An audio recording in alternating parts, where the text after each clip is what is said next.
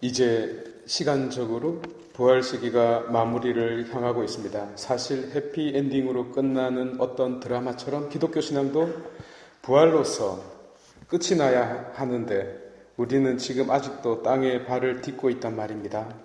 이를 어찌 받아들여야 할까요? 사랑하는 부모는 자녀를 두고 떠나고 소중한 친구도 운명을 달리하고 수많은 병고와 고난은 여지없이 우리를 덮치고 있는데 말입니다. 그런 우리에게 부활은 도대체 무엇일까요? 우리가 혹 부활을 잘못 이해하고 있었다는 뜻일까요? 그렇습니다. 잘못 보셨습니다. 대단히 잘못 이해하고 있었습니다. 오늘은 승천대축일입니다만 이 전례가 부활의 의미를 사뭇 깊이 이해할 수 있도록 도와주리라 믿습니다.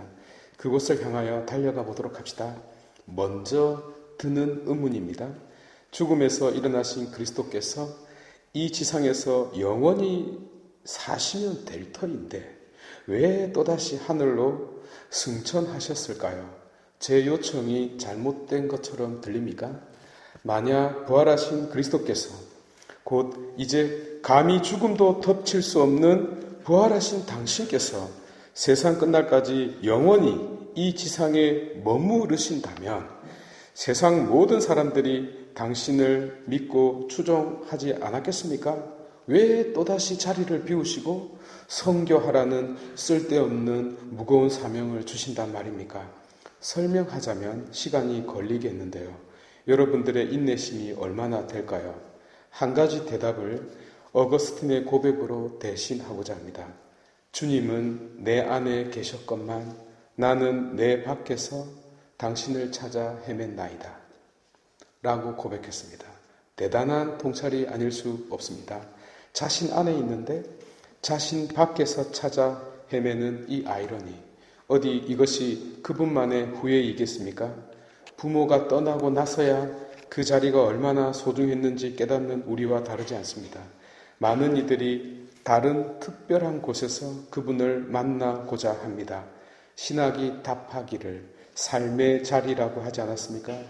보이에르바흐가 정의했듯 신학의 비밀 그것은 인간학이라고 하지 않았습니까? 우리가 왜 신을 찾아야 하느냐고요? 우리 자신을 찾기 위해서입니다. 우리 자신을 알기 위해서입니다. 우리 자신을 더욱 사랑하기 위해서가 아닙니까? 오늘 복음에서 제자들은 그리스도를 만나 사명을 받고 있는데요. 그 장소가 다름 아닌 높은 산입니다. 구약에서부터 산은 크나큰 상징이었죠. 노아의 방주가 내린 곳이었고 아브라함이 이삭을 제사 지낸 곳도 모리아 산이었습니다. 모세가 불타는 떨기나무에 체험을 한 것도 시나이 산이었고 십계명을 받은 것도 마찬가지였습니다.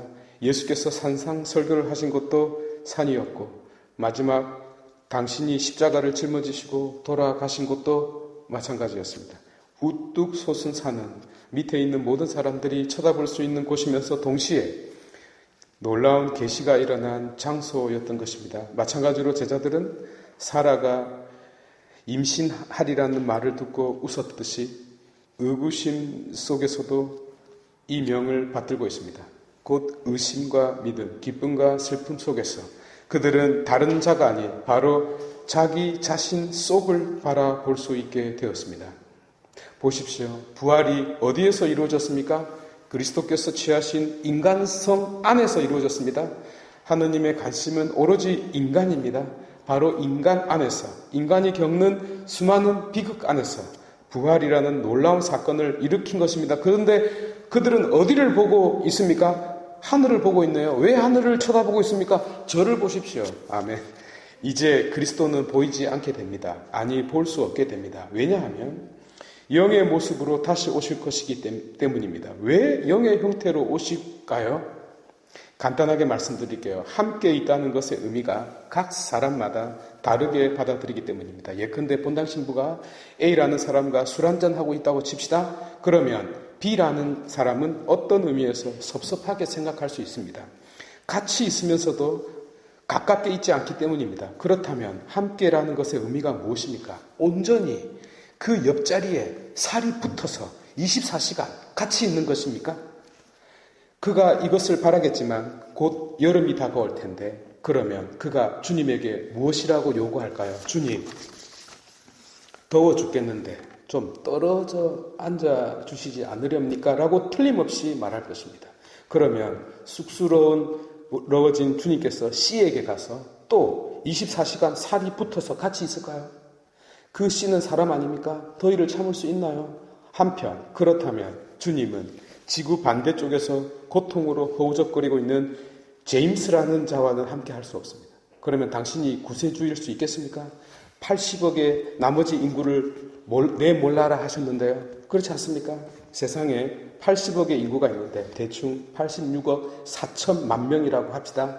당신이 한 사람과 물리적으로 1초만 함께 하려고 해도 하루에 고작 86,400명밖에 못 만납니다. 0.1초 만나면 86만 4천 명입니다. 0.01초 만나야 860만 명 만나요. 1억 명도 안 돼요. 1,000만 명도 안 됩니다. 전부를 다 만나려고 하면 0.00001초입니다. 이렇게 만나는 것이 함께 하는 것입니까? 그래서 이런 방식으로는 함께 할 수 없는 것입니다. 방법은 하나. 모든 사람들 안에 동시에 내재하는 방식이 아니고서는 불가능합니다. 그래서 영의 방식을 선택하신 것입니다. 하여 니치아 신경이 고백한 바 그리스도께서는 참 하느님이시면서 동시에 참 인간이듯이 구체적인 한 인간이면서 동시에 보편적 그리스도로 존재하고 있는 것입니다. 발타사르의 표현을 빌리자면 우니베르살레 콘크레툼인 것입니다. 보편적 구체성령, 말장난이 아닙니다. 현실입니다. 이는 우리도 경험하는 바입니다. 자식이 여럿 있어요. 자식은 부모에 대하여 어떤 섭섭함이 있습니다. 다른 형제와 달리 자신을 특별하게 대해주지 않는 그 무엇에 대해서 말이죠. 그러나 부모는 최선을 다했어요. 어떤 놈이라도 소중한 자식이기 때문입니다. 이때 부모는 자식에 대하여 보편적이면서 동시에 구체적으로 사랑했습니다. 비가 안 오면 우산 파는 자식을 걱정하고 비가 오면 부채 파는 자식 걱정을 하지 않았겠습니까? 만약에 비가 안 와서 우산 파는 자식을 걱정한다면 그 부모는 부채 파는 자식을 사랑하지 않는 것입니까? 어떻게 답변하시렵니까? 그래서 신앙을 1차원적으로 생각해서는 안 됩니다. 이제 대답은 명확해지고 있네요. 떠나기 위함이 아니었습니다. 다시 돌아오기 위함이었습니다. 어디로요? 우리 안으로요. 인간성 안으로요. 인간이 서 있는 곳은 어디든지요. 심장이 뛰고 피가 돌고 땀과 촉촉한 눈물이 흐르는 곳은 어디든지 당신이 함께 계십니다. 단 한순간도 떨어지지 않으려고 영의 모습으로 우리 안으로 오는 것입니다. 나보다 더 나와 가까워지려고 말입니다. 성 어거스틴의 고백을 다시 떠올려 보십시오. 주님은 내 안에 계셨건만 나는 내 밖에서 당신을 찾아 헤맨나이다. 그렇다면 사도 바오로의 에페소서 말씀도 이해할 수 있습니다. 당신은 그리스도께서 어디에 있는지를 말하고 있어요? 교회 안에요. 교회가 그리스도의 몸인 까닭입니다. 몸이라는 것은 그 존재 전체를 담고 있는 그릇이 아니겠습니까? 달리 말해 당신은 교회, 곧 꽃무늬여 친교 속에서 존재합니다. 당신은 하여 누구에게라도 같이 있지만 곧 그와 함께 하지만 동시에 그가 속한 공동체의 친교 속에서 그와 함께 합니다. 하여 이는 우리 각자에게 다음과 같은 점을 알려줍니다. 우리 각자는 교회라는 공동체 안에서 서로 친밀한 관계 속에 놓여 있어야 한다는 사실 말이죠. 지세포 성도 여러분, 부활은 죽었다가 다시 살아나리라는 헛된 희망이 아닙니다. 부활하신 그리스도가 내 안에 머무르는 것이 부활입니다. 그리고 내가 그분과 친교를 이루고 있는 것이 부활입니다.